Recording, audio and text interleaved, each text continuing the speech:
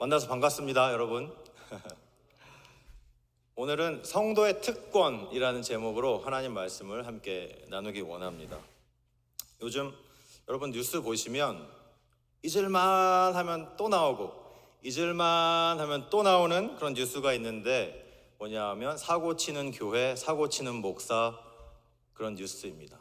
참 안타깝기 그지가 없습니다. 사실 며칠 전만 해도 또 성범죄를 일으킨 목사에 대한 기사가 또 나와가지고 참 목사로서 얼굴 들고 다니기가 참 부끄러운 시대를 살고 있구나, 이렇게 안타깝게 생각하고 있습니다. 사실 십수년 전부터 한국의 유명한 교회들 목사님들이 사고를 많이 쳐가지고 기독교를 비하하는 대표적인 단어가 이미 존재했습니다. 여러분 다 들어보셨죠? 개독교다. 참 안타깝기 그지가 없습니다. 그래서 요즘에도 계속 그런 뉴스가 가끔 나오면 저는 도대체 댓글들을 어떻게 달까 한번 이렇게 살펴봅니다. 그러면 갖은 욕설과 갖은 차마 입에 담을 수 없는 그런 댓글들로 사실 가득합니다. 근데 그 중에 공통적으로 들어가 있는 댓글이 있는데 그것이 뭐냐 하면 개독이 개독했구나. 참 안타까운 이런 말들을 서슴없이 하는 시대가 됐구나, 이렇게 생각을 해봅니다. 여러분, 이 세상이 우리 교회를 바라보는 시선이 곱지가 않습니다. 우리 기독교인을 바라보는 시선이 곱지가 않습니다. 여러분 다들 느끼시지요? 교회 다니는 것이 부끄럽게 되어가고 있습니다. 예수님을 믿는다고 말하는 것이 부끄럽게 여겨집니다. 내가 교회에 다니는 것을 주변 사람들이 알게 되면 뭐라고 그러냐 하면, 야, 너 아직도 교회 다니냐? 이렇게 얘기를 듣곤 합니다. 왜 아직도 그런 데를 다니니? 이렇게 얘기를 하기도 합니다. 또는 교회를 다니고 있는 성도 자기 자신이 교회 다니는 것이 주변 친구들이나 사람들이나 직장 동료한테 들킬까 봐 아무도 모르게 그냥 숨죽이면서 조용히 이렇게 다니시는 분들도 있습니다. 혹시 알게 되면 왕따를 당할까 봐. 참으로 안타까운 그런 시대를 우리가 살아가고 있습니다.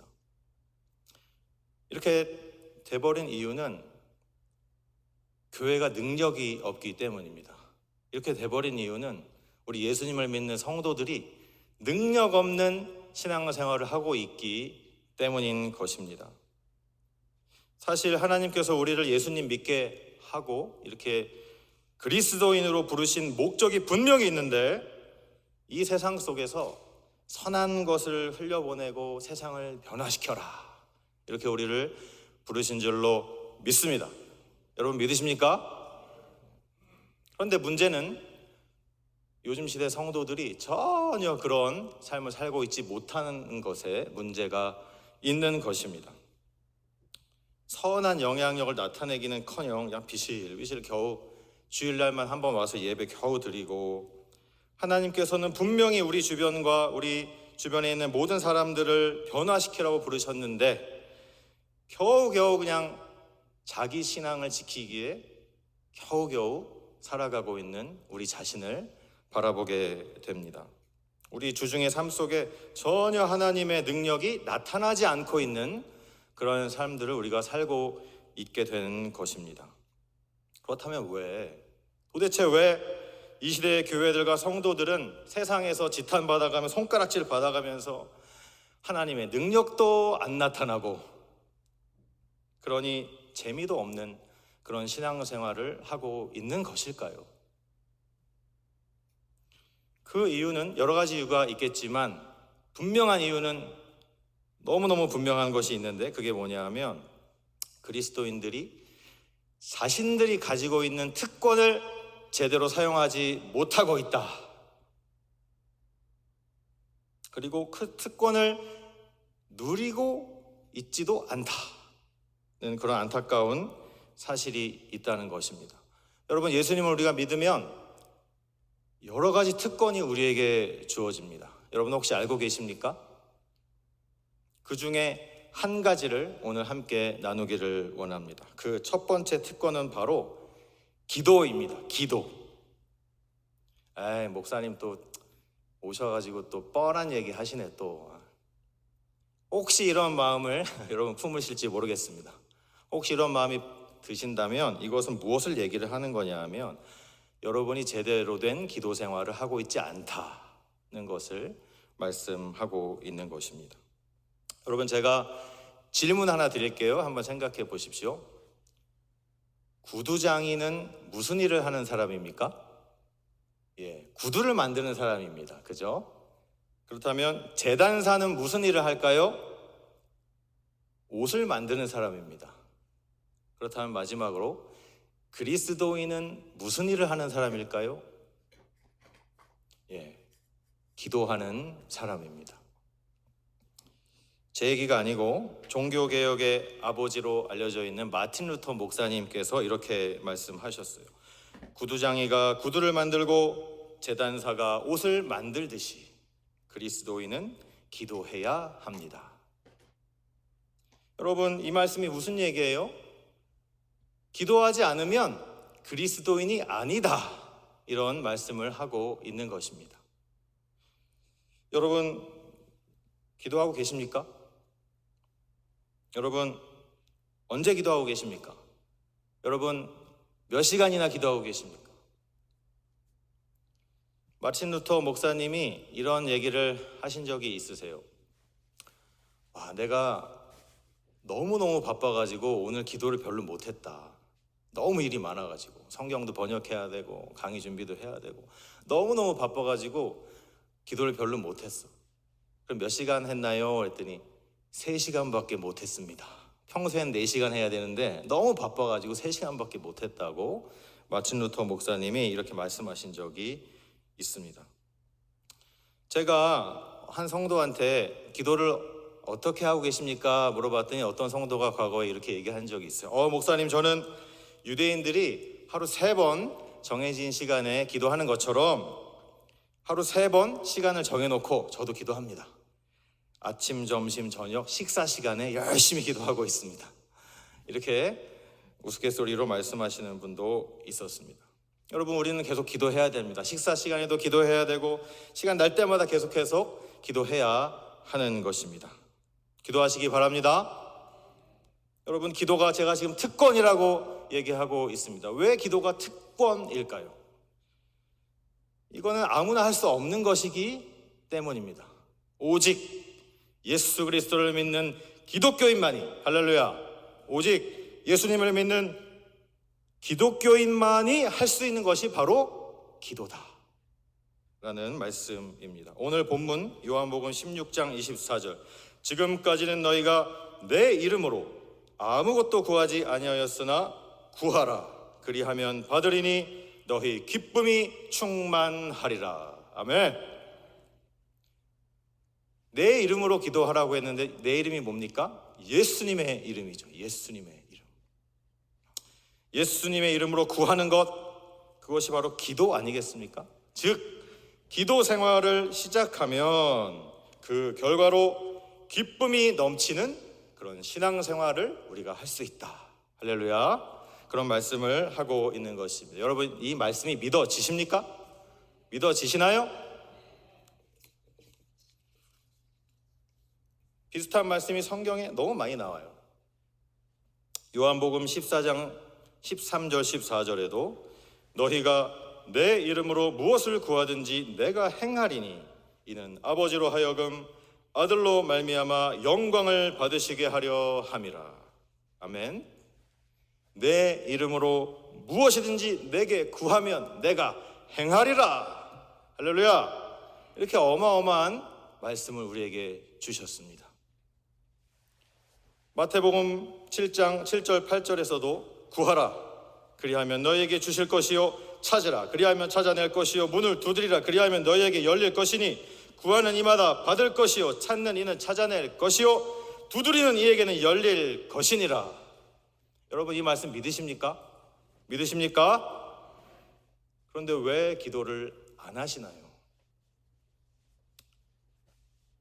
많은 성도들이 제가 이렇게 상담을 해보면 기도에 대한 오해가 크다는 것을 알게 됩니다. 무슨 오해가 있냐 하면 심지어는 교회를 수십 년 다녔고 장로님이고 권사님이신데도 기도에 대해서 잘 모르시는 분들이 많더라고요.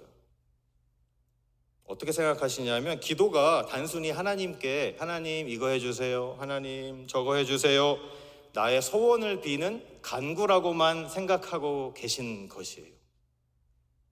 그러니까 하나님 이거 해주세요, 저거 해주세요, 소원 다 빌고 나면은 더 이상 할 말이 없어요, 목사님. 이렇게 저한테 얘기하는 거예요. 그러니까 기도를 5분 이상 하기가 어려운 겁니다. 더 하려고 하면 아까 했던 말 또 반복해야 돼요. 다시 처음부터. 요즘 성도들이 얼마나 기도를 할 줄 모르는지 한국의 어떤 한 대형 교회에서는 1시간 기도하기 운동을 했던 적이 있습니다. 하루에 5분도 겨우 기도 안 하는 사람들이 어떻게 갑자기 1시간을 하겠습니까? 힘든 일이죠. 그래서 1시간 동안 할 수 있도록 개인 기도 순서지를 만들어서 나눠주고 어떻게 해서든지 1시간을 채우는 그런 훈련을 하기도 했습니다. 여러분, 기도는 당연히 나의 소원을 구하는 시간입니다. 당연히 나의 소원, 나의 기도 제목을 하나님께 아뢰야죠. 나의 문제를 아뢰야죠. 그러나 나의 소원만을 나열하는 시간은 아닌 것입니다. 기도에는 더 중요한 측면이 있습니다. 더 중요한 거. 그게 뭐냐 하면 기도는 하나님과 만나서 교제하는 시간이라는 것입니다. 하나님과 사귀는 시간이 바로 기도라는 것입니다. 시편 145편 18절에 여호와께서는 자기에게 간구하는 모든 자, 곧 진실하게 간구하는 모든 자에게 가까이 하시는도다. 기도는 하나님과 가까이 만나는 시간인 줄로 믿으시기 바랍니다. 저는 서울에서 태어났는데 불교 집안에서 태어났습니다. 서울 우이동에 도선사라는 데를 자주 다녔습니다. 어렸을 때부터. 어머니가 워낙 불심이 투철하셔서 4월 초파일 그분이 오신 날이 다가오면 며칠 전부터 그냥 절에 가가지고 먹고 자고 잠도 자면서 이렇게 4월 초파일을 함께 기다리곤 했습니다. 그래서 저는 열심히 다녔어요, 절에를. 매 주일마다 교회 안 가고 절에 갔습니다. 주일마다 교회 안 가고 절에 가고 주일마다 찬송가 안 부르고 찬불가 불렀습니다. 찬불가.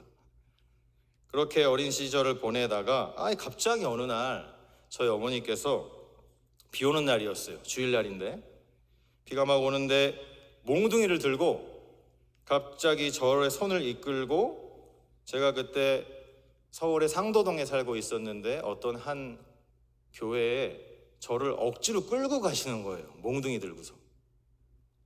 그래서 그냥 억지로 교회를 그때부터 다니기 시작했습니다. 나중에 알고 보니까 집안이 참 힘들고 어려운 시기였는데 저희 어머니께서 전도지 한 장 마당에 부러져 있는 거 보시고 정말 하나님이 살아있을까? 이런 마음이 드셨다는 거예요. 근데 본인이 먼저 가기는 무섭고 교회도 잘 모르고 하니까 애들을 먼저 보내보자.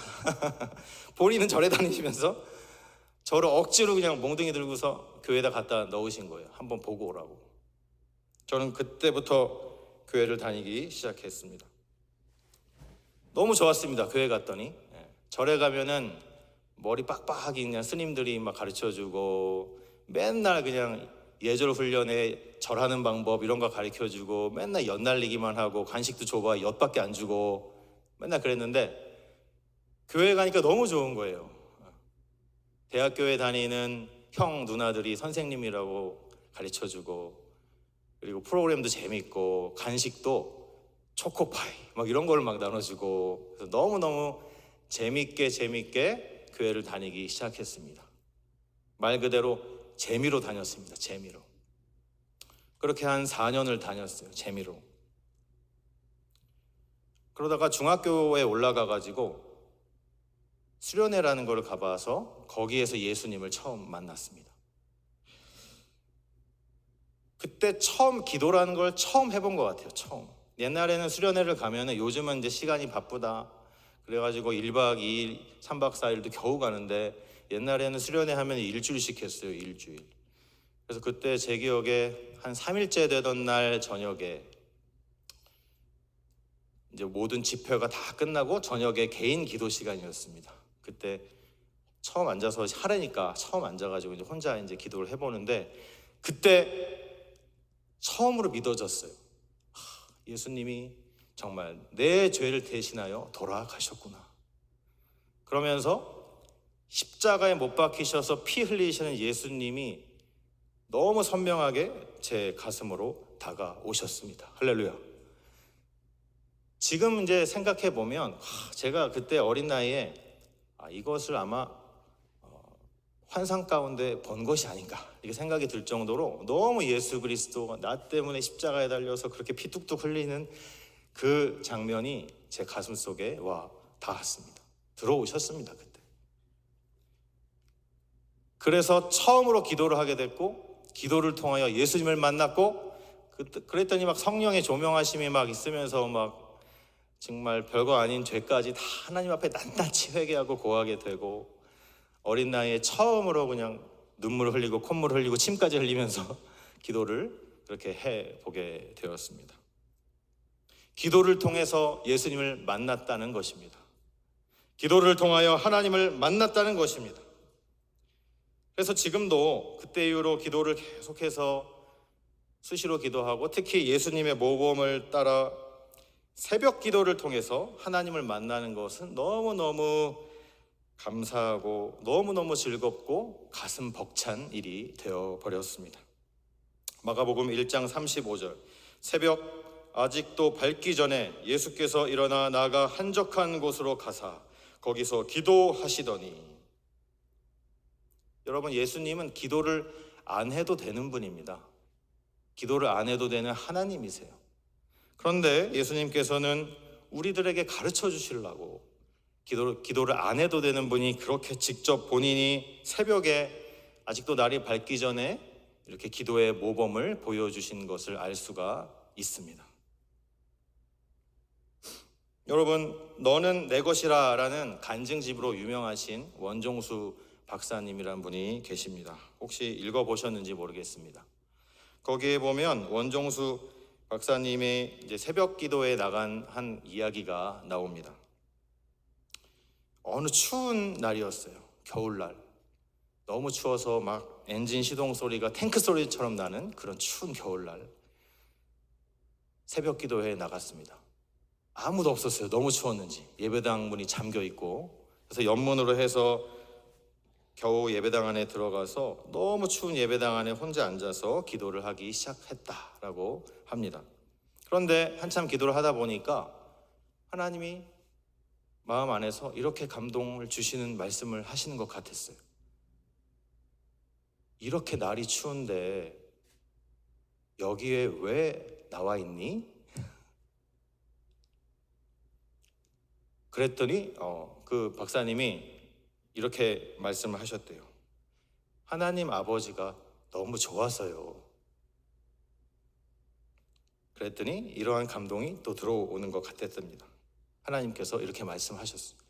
나도 네가 좋단다. 할렐루야. 여러분 이것이 기도입니다. 이렇게 하나님하고 만나는 것이 기도예요. 이렇게 하나님하고 만나서 대화하고 교제하는 것이 기도입니다. 여러분의 기도 시간에 이러한 경험이 있기를 주님의 이름으로 축원합니다. 여러분 특별히 새벽 기도 시간에 이러한 경험을 하시길 축원합니다. 이사야서 58장 9절 말씀에 네가 부를 때에는 나 여호와가 응답하겠고 네가 부르짖을 때에는 내가 여기 있다 하리라. 부르짖고 찾아서 하나님 만나시기 바랍니다. 기도에 대한 간증을 하자면 정말 한도 끝도 없이 많은 얘기를 할 수 있지만 한 가지 나누고 싶은 간증이 있습니다. 저는 미국에 2003년 8월 달에 들어왔습니다. 29살의 나이에 사랑하는 아내와 결혼하여서 유학을 하려고 아이오와 스테이트로 왔습니다. 거기 아이오와 주립대학교에서 박사과정 공부를 시작하려고 들어왔어요. 근데 그해 겨울에 첫 아이를 임신을 하게 되었습니다. 저기 앉아있는 저 큰딸이 저희 첫 아이인데, 그게 이제 겨울에 임신을 했으니까 의료보험이 있어야 되잖아요. 그죠? 그래서 의료보험을 구입을 해야 되는 상황이었어요. 그런데 저희가 뭐 경제적으로 이렇게 여유가 있는 그런 집이 아니었고, 유학을 하는 학생이었고, 때마침 또 한국에 계신 아버지께서는 심장 어택을 받으셔가지고 심장 수술도 하시고 투석을 하시는 그런 상황이었어요. 근데 이제 아기를 임신을 해서 의료보험을 사야 되는 상황에 계산을 해보니까 $2,500가 필요했습니다. 근데 어떻게 짜내도 그게 나올 구멍이 없는 거예요. 아기는 임신을 했는데, 병원에 가봐야 되는데. 기도했습니다. 새벽에 나가서 기도하고, 저녁에 나가서 또 기도하고, 수시로 기도했습니다. 수시로 기도했어요. 수시로. 그렇게 계속 기도를 하고 있었어요. 1주일, 2주일 계속 시간이 지나가고 있습니다. 그런데 같이 새벽 기도에 참석하시던 어떤 여자 집사님이 계셨는데, 그분이 어느 날 저희 얘기를 듣고서 저희들한테 좋은 얘기를 해주시는 거예요. 무슨 얘기냐면, 자기가 아는 친구 중에 장학재단에서 일하는 친구가 있는데 거기에 장학금을 한번 지원을 해봐라, 이렇게 얘기를 하는 거예요. 그리고 알아보니까 뉴욕에 있는 이화여자대학교 국제장학재단이 있는 거예요. 그런데 이화여자대학교면 여자들한테만 장학금을 주는 거 아닙니까? 그랬더니 지금까지는 여학생들한테만 장학금을 줬는데 올해부터 남학생들한테도 준다더라. 이런 얘기를 듣게 됩니다. 하지만 그게 뭐 지원한다고 받는 것도 아니고, 그래서 얼마나 줍니까? 그랬더니 $5,000를 준답니다. $5,000. 그래서 하나님이 또 기도하는 중에 또 기도하시는 우리 집사님을 통해서 이런 소식을 듣게 하시나 보다 하고 기도하는 마음으로 거기에 지원을 하게 됐습니다. 그런데 거기에 여러 가지 서류들 중에 에세이도 쓰고 막 있었는데, 한 가지 중요한 서류가 뭐냐 하면 지금 다니는 학교에 성적 증명서를 내야 된다. 미국 학교에. 근데 제가 그때가 유학 첫 학기였어요. 성적 증명서가 나오려면 한 학기가 지나야 되잖아요. 근데 한 학기가 안 지난 상태라서 성적 증명서를 낼 수 없는 상황이었어요. 그래서 한번 지원을 해보고 싶은데 안 되고 해서 이전에 한국에서 있었던 학교의 성적 증명서를 떼어서 그냥 구색은 맞춰봐야지 하고서 냈습니다. 그렇게 내고서 기도하기 시작했습니다. 계속 기도했습니다. 그러고 나서 한 일주일 또 지났습니다. 발표가 났어요. 발표가 나면서 그 명단들이 쫙 나왔는데 누구 $5,000, 누구 $5,000 쫙 나왔어요. 거기에 제 이름이 있었습니다. 감사하게도. 그런데 얼마를 받았을까요? $2,500를 받았습니다. 저만. 물론 인간적으로 생각하면 한국에 있는 성적증명서 냈으니까 서류 미비로 그렇게 됐거니 생각할 수 있겠지만, 저희가 정말 딱 필요했던 건 $2,500였거든요. 조금도 틀림이 없이 정확하게 주시는 하나님을 체험할 수가 있었습니다. 할렐루야. 기도로 이러한 하나님의 능력을 체험해야 되는 것입니다. 제가 한 가지 간증을 짧게 또 드리겠습니다. 그러고 나서 이제 한 1, 2년 있다가 저희 가정이 여전히 힘들고 경제적으로 어려워서 저희 아내가 간호사로 취직을 해야 되는 상황이 되었어요. 그래서 저희 아내가 간호사로 취직을 해서 돈을 벌고 있는 상황에 저희 아내가 중환자실에서 일을 했었는데, 그날 하필이면 너무 피곤해가지고 에이즈에 걸린 환자, C형 간염과 B형 간염이 다 걸려있는 그 환자의 피를 빼서 튜브에 잘 넣어야 되는데 자기 손을 찌른 거예요. 찌른 것뿐만 아니라 밀어 넣었대요. 피를 자기 손에다. 그래서 이제 난리가 났죠. 병원으로 실려가는 앰뷸런스 안에서 울면서 저한테 전화를 했더라고요.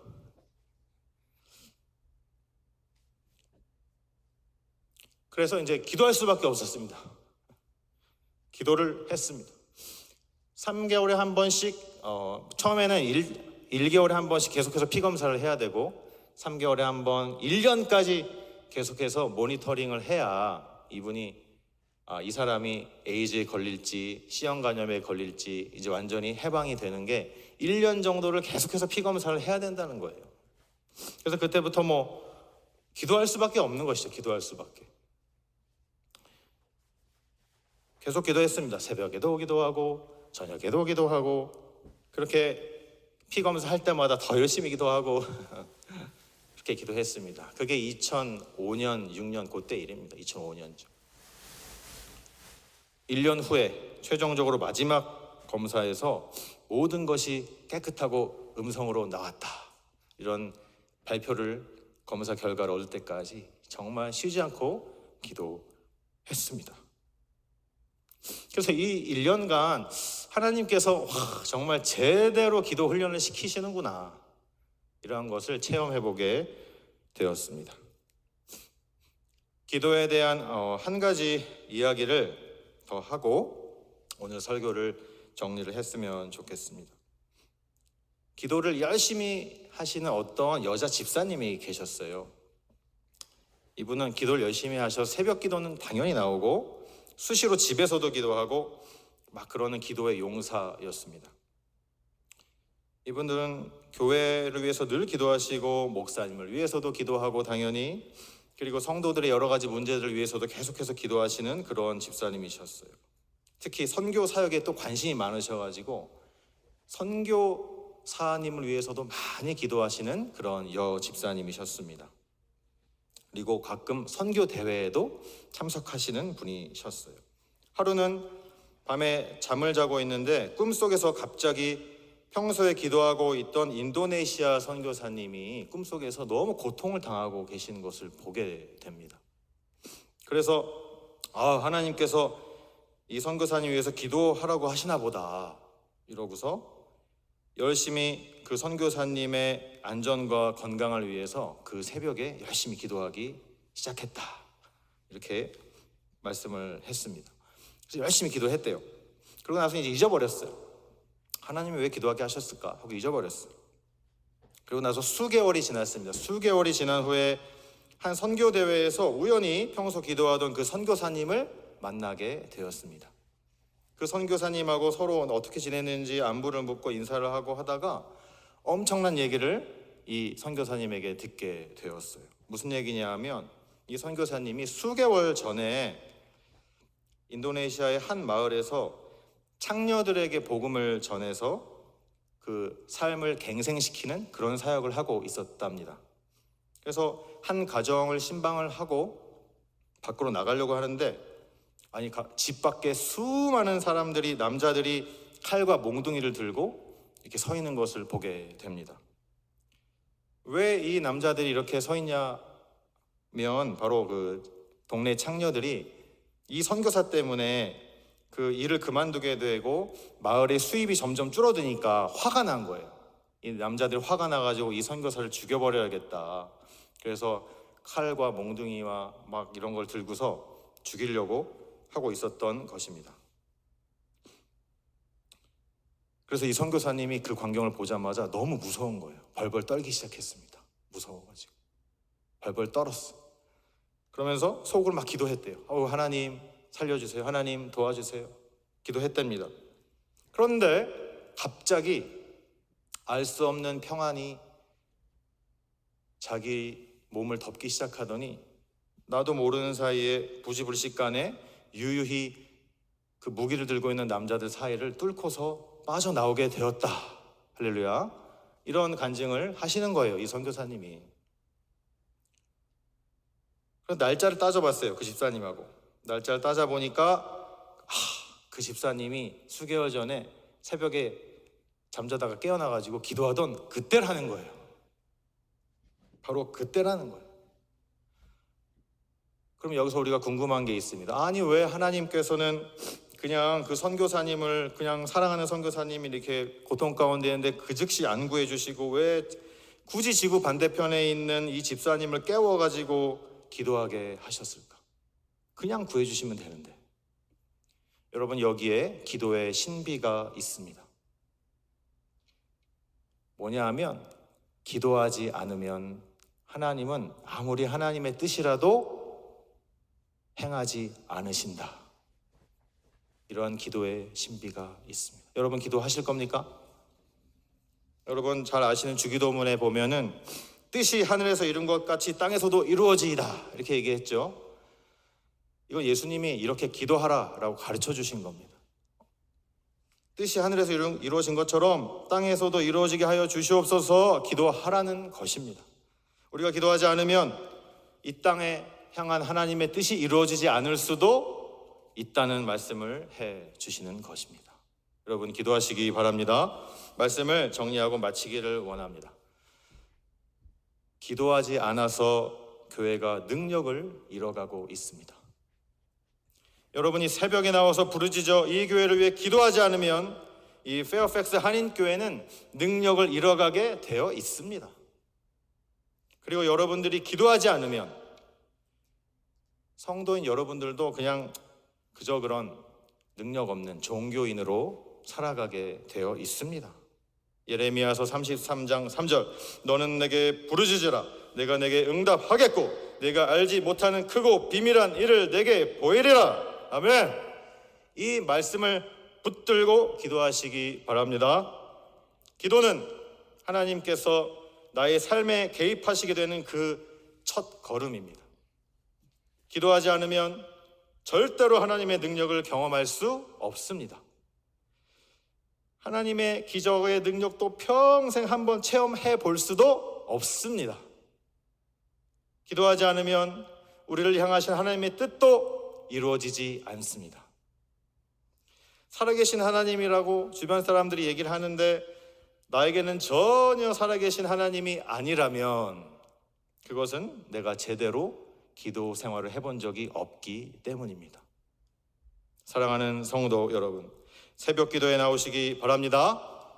정해진 기도 시간이 반드시 있어야 됩니다. 여러분이 정말 제대로 생생한 신앙생활을 진짜 해보기 원하신다면 기도 생활을 제대로 시작하셔야 하는 것입니다. 그래서 하나님께서 우리에게 주신 이 기도의 특권을 제대로 사용하고 제대로 누려서 우리 페어팩스 한인교회가 능력 있는 교회가 되고, 아멘, 우리 모두의 삶이 하나님의 능력이 나타나는 삶이 되시길 예수님의 이름으로 축원합니다. 아멘. 기도하시겠습니다.